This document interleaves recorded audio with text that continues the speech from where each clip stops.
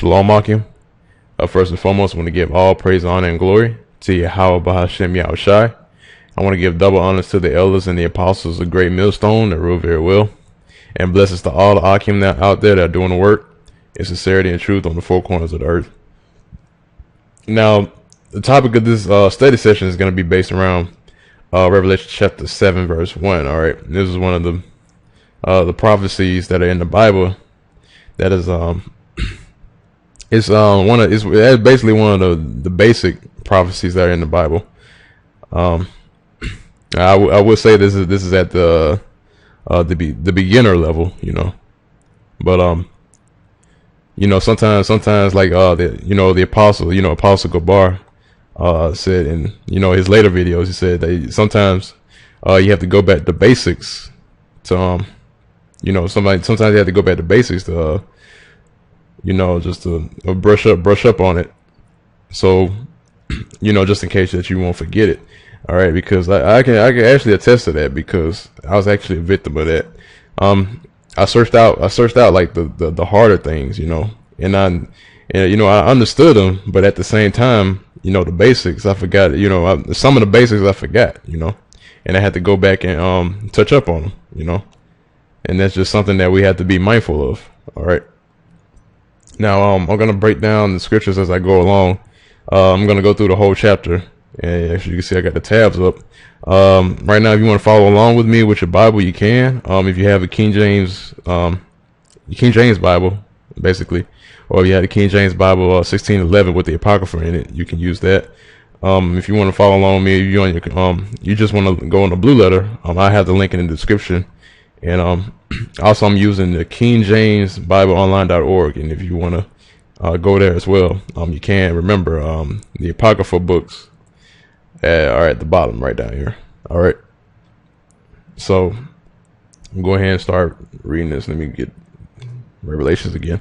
All right, so this is Revelation chapter 7 verse 1. All right, Revelation chapter 7 verse 1, and it reads, "And after these things I saw four angels standing on the four corners of the earth, holding the four winds of the earth, that the wind should not blow on the earth, nor on the sea, nor on any tree."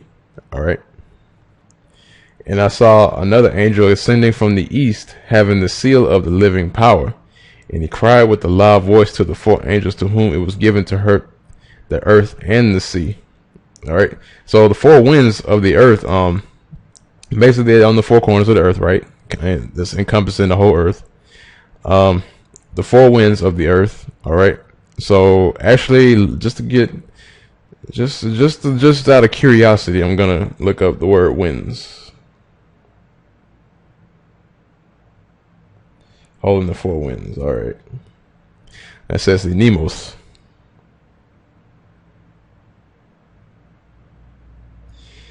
All right. So it looks like Nemos. See, it just says wind, a violent agitation and stream of air. A very strong tempestuous wind. That's basically it. Because basically the four winds represent violence or destruction. Because as it says here, a violent agitation and stream of air. All right. And it's funny that they pointed that out, because that's actually it's actually telling you, giving you a hint right here. It's saying a violent agitation and stream of air. So that's destruction. All right, that basically represents destruction.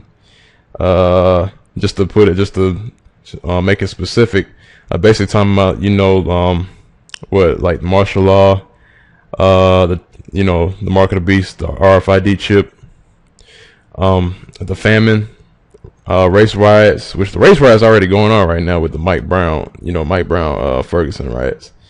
That's going down right now. So you can see the prophecies going on in front of your face. But back to what I was talking about. Yeah. So basically that's all. We're basically talking about the plagues, right? On destruction, pestilence, and famine. All right. So that's what the four winds represent. And let me get back to it.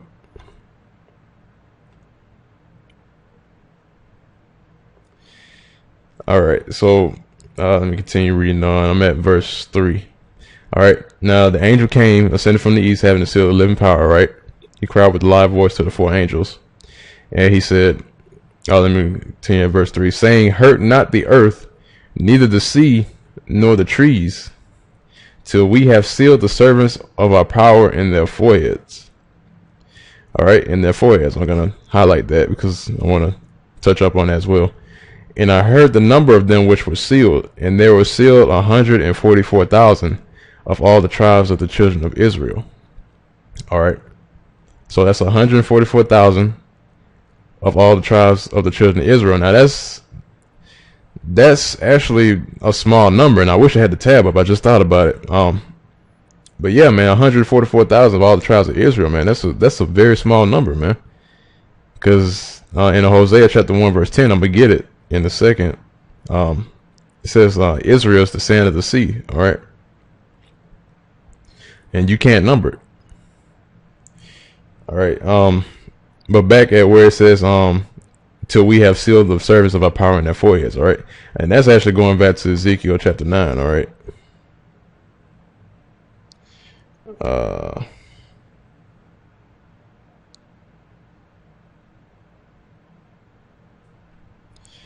Let's see. Oh, here it is. All right, so this is Ezekiel chapter 9 verse 4. All right, so Ezekiel chapter 9 verse 4, and it reads, and the Lord said, or I should say, and the Most High said unto him, go through the midst of the city, through the midst of Jerusalem, and set a mark upon the foreheads, there's that foreheads again, of the men that sigh and that cry for all the abominations that be done in the midst thereof. All right, so the men that are sighing and crying for all the abominations to be done, for all the abominations that be done in the midst thereof, that's basically, we're talking about the 144,000. All right, and basically, there's another. I just wanted to point this out real quick. The 144,000. All right. I'm fully aware that, you know, Jehovah Witnesses, Jehovah Witnesses, I call them Jehovah Wickedness. They basically talking about the elect as well. Well, they're called the elect, but they also talk about the 144,000. All right, but their whole doctrine is completely out of whack, man. If you want to avoid any sort of group, man, that would be the Jehovah Witnesses, man. For real, you know how they come knocking. You know how they come knocking at your door, right? And and they come knocking, and you see the person in the Bible, and you're like, oh man, it's the Jehovah Witnesses, man. I don't feel like opening the door, man. And you're right not to open that door, man. They're gonna lead you straight to destruction, man. All right. And actually, if one actually come and knock on my door, man, I open the door, man. But I also have a Bible in my hand too, man. I'll be ready to I'll be ready to do battle with them, man. All right, my sword versus your sword. Let's see who's the better swordsman. All right, now back to what I was talking about at verse 3. All right, it said, seal the power of this get my words mixed up. Set a mark upon the foreheads of the men that sign that cry, right? So that's basically the same thing, all right? It said, till we have sealed the service of our power in their foreheads. That's the men that sign that cry. That's 144,000, all right? Just to give you a quick breakdown of verse 3. Now, back here at verse 4, all right? And it says, I heard the number of them which were sealed, and there were sealed 144,000 of all the tribes of the children of Israel. All right, so 144,000 of all tribes of Israel, and it goes on, verse 5 through verse 8. It talks about all the tribes. 12,000 out of each tribe. All right, and actually, it's the number. The number 12. That symbolizes a perfect government. All right, because the Most High deals with numerology as well. All right, because the number 7 means completion, and the number 12 means perfect government. Number 4, I believe it means order. All right. Correct me if I'm wrong. All right, so right here, like back to what I was talking about, the number 12. As you know, there were 12 disciples. You know, so you can see the link with the number 12. All right, when Yahushua was on the scene, which the world ignorantly calls Jesus Christ. All right, now going back to 144,000. That's basically the elect, all right? And it's spoken about in 1 Peter chapter 1 verse 2. I'm gonna get this real quick. But first, before I get that, I want to get Hosea chapter 1 verse 10, because I want to go back to where I was talking about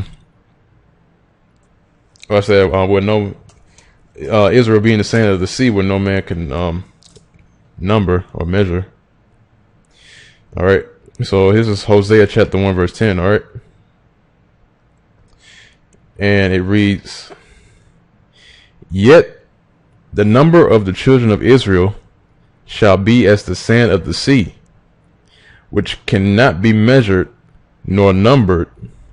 And it shall come to pass that in the place where it was said unto them, Ye are not my people, there it shall be said unto them, Ye are the sons of the living power."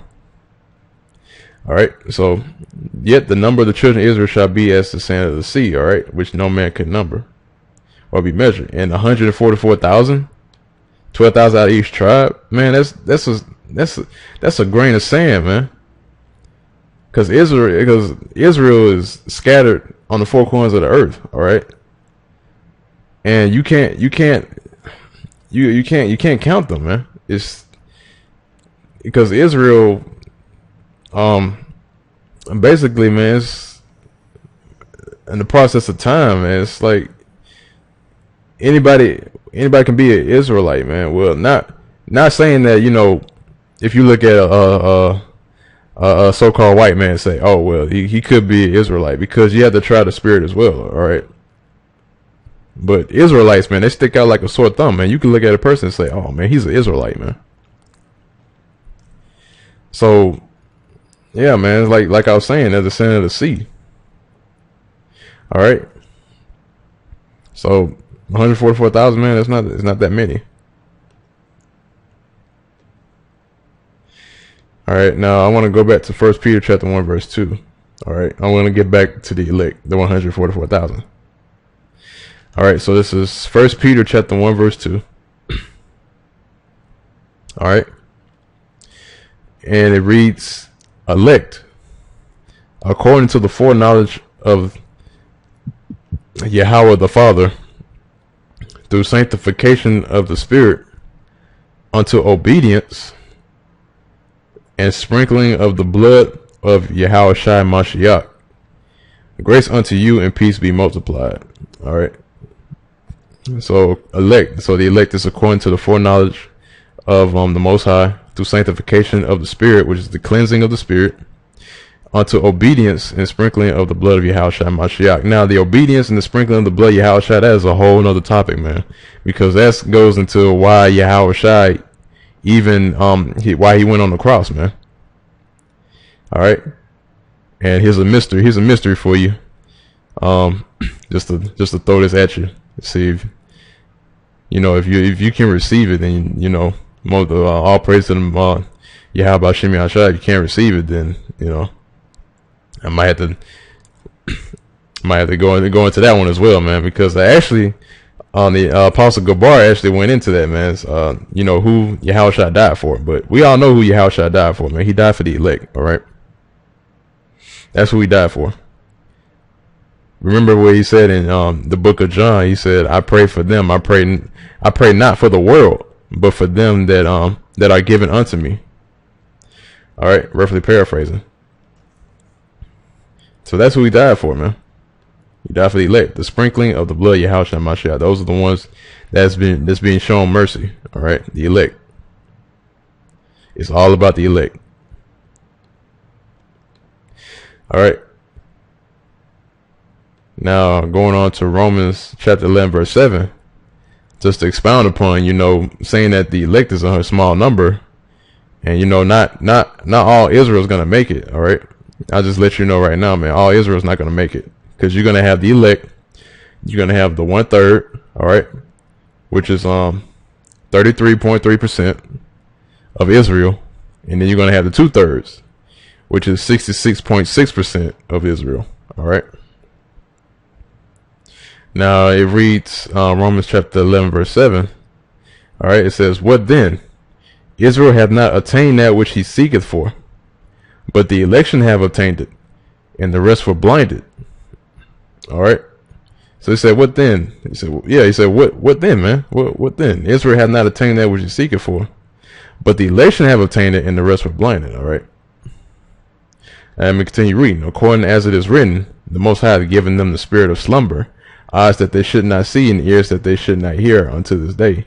And David saith, Let their table be made a snare and a trap and a stumbling block and a recompense unto them." All right. So, like I said, the Most High giving them the spirit of sleep, man, according to Isaiah chapter 29. All right. So now all Israel have attained the truth. All right. Because that's what they're seeking for. But the election have attained it. All right. Now, going back to Revelation chapter 7, to where it said, back at, I believe it's verse 1.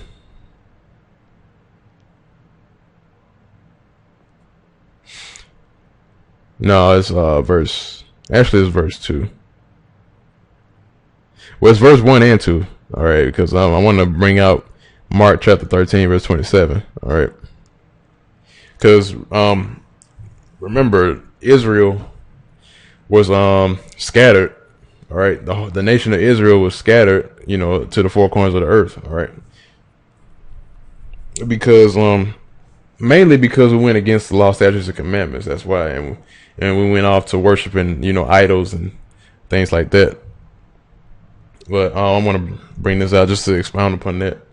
This is Mark chapter 13 verse 27. All right, and then it says, "And then shall he send his angels, and shall gather together his elect from the four winds, and from the uttermost part of the earth to the uttermost part of heaven." All right, so there you go. He says, "He shall gather together his elect from the four winds, from the uttermost part of earth to the uttermost part of heaven." All right, the four winds, that's the four corners of the earth. All right. So that lets you know that Israel is scattered, not all Israel, not all the elect is going to come out of, the Americas. You're going to have some that come out of Africa. You're going to have some that come out of Europe. You're going to have some that come out of Asia. All right, because our people went into Asia as well. All right, now let me bring this out real quick. This is John 10 verse 27. All right, John 10 verse 27. "My sheep hear my voice, and I know them." All right, "My sheep hear my voice, and I know them, and they follow me.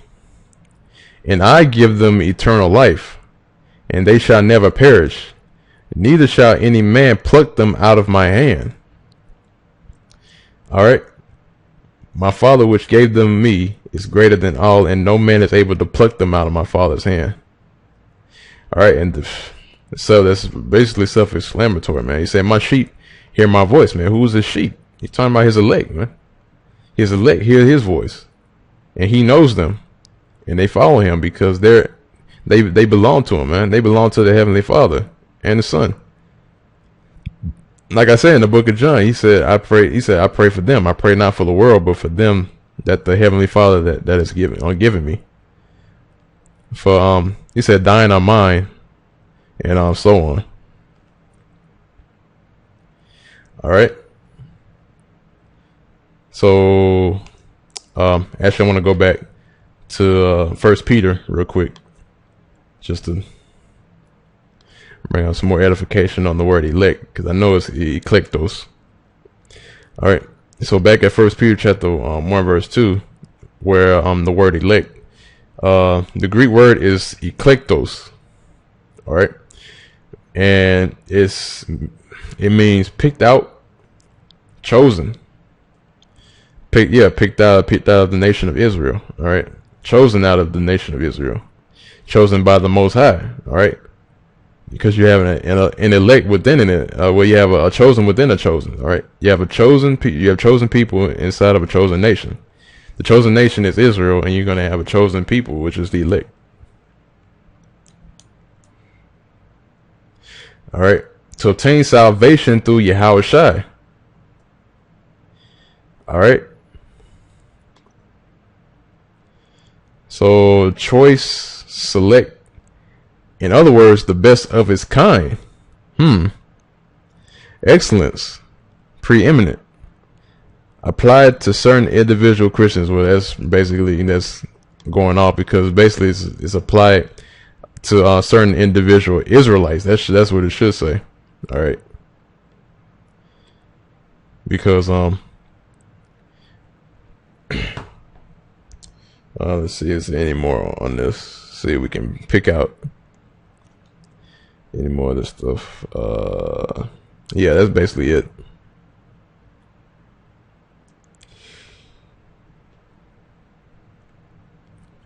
All right.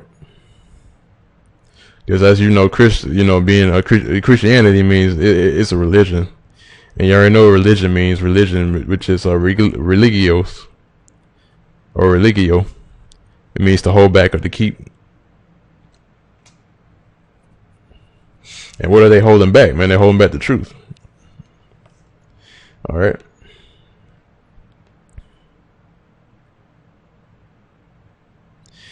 All right. Now back to what I was talking about. Let me check the time real quick. I was talking about how Israel was scattered to the four corners of the earth, and because once again you're not. Well, let me go ahead and read this real quick, and I'll expound upon it. All right, so this is John chapter 7, verse 33. All right, because I don't want to jump the gun on this one. So this is John chapter 7, verse 33, and it reads, "Then said Yahweh Shai unto them, Yet a little while I am with you, and then I go unto him that sent me. Ye shall seek me, and shall not find me, and where I am, thither ye cannot come." All right, continue on. Then said the Jews among themselves, Whither will he go, that we shall not find him? Will he go unto the dispersed among the Gentiles and teach the Gentiles? So let's back up a little bit. So it says, will he go unto the dispersed among the Gentiles and teach the Gentiles?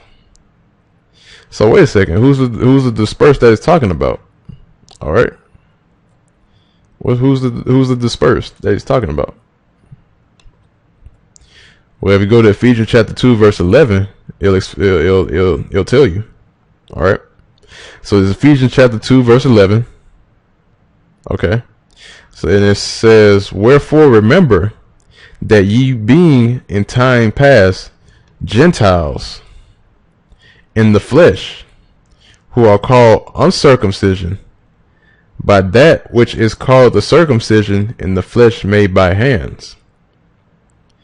All right. So they were called the uncircumcision, Gentiles, by that which is called the circumcision, Israelites, in the flesh made by hands. Well, basically in this point in time, it's talking about the Jews. Okay, and we continue on. That at that time ye were without Yahweh Shai, being aliens from the commonwealth of Israel, and strangers from the covenants of promise, having no hope, and without the Most High in the world. All right. Now I'm highlighting these words. You know, these are words to these are words to actually to look out for. All right, aliens and strangers. You know, Gentiles. You know, things like that. Okay, so there you go. That's the dispersed among the Gentiles that it's talking about. All right, And basically, the reason why I wanted to bring this out is because you're not gonna actually is further down on Revelation chapter 7. Let me get that real quick. Now see, I think I jumped the gun without even noticing. But let's go back to Revelation chapter 7, and I'm at verse 9. All right, and it said, "After this I beheld, and lo, a great multitude, which no man could number, of all nations and kindreds and people and tongues, stood before the throne and before the Lamb, clothed with white robes and palms in their hands." All right, now this is a big stumbling block to people who are, just read the Bible. They look at Revelation chapter 7 verse 9, and they think it's talking about, the whole world. It's talking about, of all nations and kindred tongues. They think if they read this, they're going to think the elect is going to come out of, all nations. Some going to come out of each nation, but it's a big, and they're going to look at it as a contradiction because it goes into the 12 tribes. 12,000 out of each tribe. All right. And they're going to look at it as a contradiction, but actually this is talking about the Gentiles, all right? Or the dispersed among the Gentiles, I should say that. The strangers, the aliens, the Israelites who don't know that they're Israelites, all right? But you're still going to have the elect, all right? Even though you have the dispersed among the Gentiles, you're still going to have the elect, all right? Because you may have someone that's in a whole nother country. They might not end up being the elect, man. But still, always that chance. That's why we go out on the highways and byways and push the word so the elect can hear it. Because remember, he said, Yahushua said, "My sheep hear my voice." All right.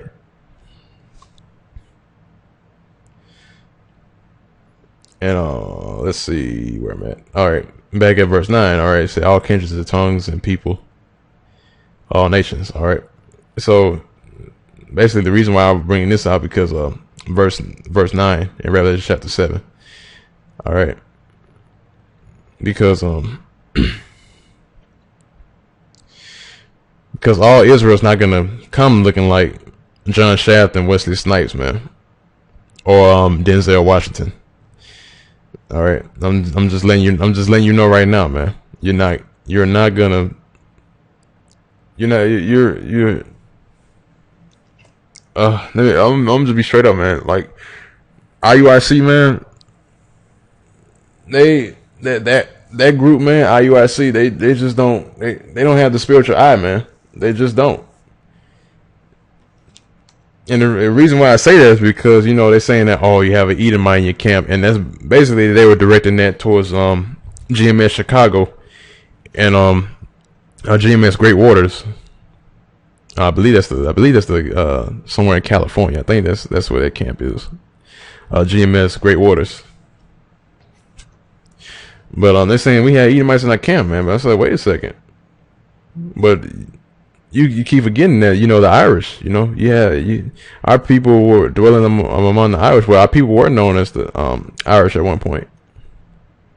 Because our people were during the Dark Ages, and that's one of the places where they went to, like Scotland and places around that area.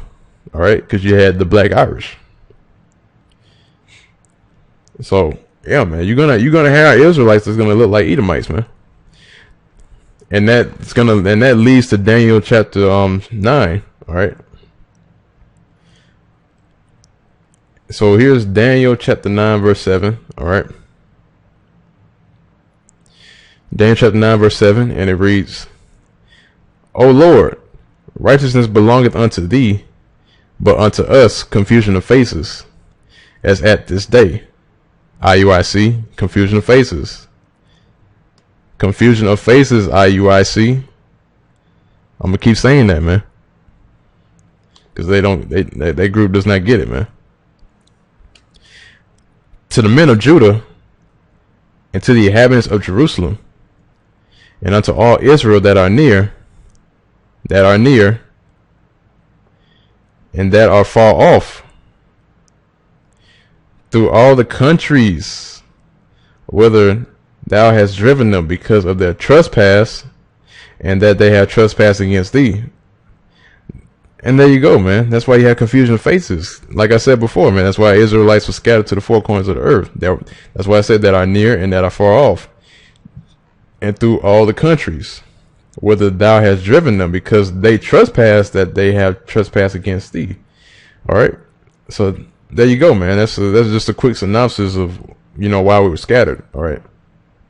And letting us know that, yes, Israel is scattered on the four corners of the earth. You're gonna have Israelites in other countries. All right. And let's go back to Revelation chapter 7. See, now that we got an understanding of the strangers, the aliens, the dispersed among the Gentiles, which they are known as the Gentiles, Israelites who don't know that they're Israelites. All right. Now let's go back to let's start at verse 10 at Revelation chapter 7. All right, it's saying, and cried with a loud voice, the elect, saying, salvation to our power, which sitteth upon the throne, and unto the Lamb. And all the angels stood round about the throne, and about the elders and the four beasts, and fell before the throne on their faces, and worshipped the Most High, saying, Amen, blessing and glory and wisdom and thanksgiving and honor and power and might be unto our power forever and ever. Amen. And one of the elders answered, saying unto me, what are these which are arrayed in white robes, and whence came they? All right, so the elders came to John the Revelator, that was on the island of Patmos. He asked him and said, what are these that are arrayed in white robes, and whence came they? All right. And verse 14, he said, and I said unto him, Sir, thou knowest. All right, because John, John didn't want to, mess up and say, oh, well, he didn't want to give the wrong answer. All right. So he asked him, who are these people with white robes? And then John said, well, you know who they are, man. I don't know.